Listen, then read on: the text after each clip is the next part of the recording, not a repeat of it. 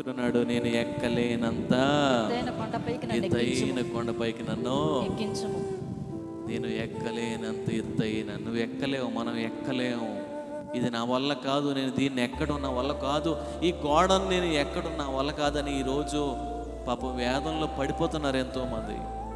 ఇక నా వల్ల కాదు, ఇక నేను ఎక్కలేను సార్, ఇక నా వల్ల కాదండి, ఇక నేను ఎక్కలేను, నా లైఫ్ ఇంతే, ఇక కుటుంబం ఇంతే, ఇక నా ఫ్యామిలీ ఇంతే, ఇక నా బతుకు మారదు, నా జీవితం మారదు, నేను ఎక్కలేను, ఇక గోడ ఎక్కలేను, ఇక నేను ఇంతే అని ఫైనల్ అయిపోతున్నారు చాలామంది. కొంతమంది అయితే ఆత్మహత్య కూడా చేసుకుంటూ ఉంటారు. ఇక నేను ఎక్కలేను, నా లైఫ్ ఇంతే, నా జీవితం ఇంతే అని ముద్ర వేసేసుకుంటారు. సాతానుడు కూడా మన పక్కకు వచ్చి నీ చెవులో ఇదే చెబుతూ ఉంటాడు, ఇదిగో హేళన చేస్తాడు. అవసరమైతే నువ్వు ఎక్కలేవు, నీ భర్త చూసేవా గోడ చాటును పెట్టేసా, ఇక పైకి ఎక్కలేడు. ఇక నీ కుమారుడు చూసేవా, వాడిని గోడ చాటున అని చేస్తున్నా ఆ బంధకాల్లో పడి, ఆ పాపంలో పడి, ఆ శాపంలో అక్కడే తిరుగుతూ ఉంటాడు. కానీ సాతానుడు ఎక్కిరిస్తూ ఉంటాడు కొన్ని సందర్భాల్లో. నువ్వేమనాలో, మనం ఏమనాలో తెలుసా, ఇదిగో నాకు అసాధ్యమే కానీ నా దేవునికి సమస్తమును, ఆ దేవునికి సమస్తమును సాధ్యమే.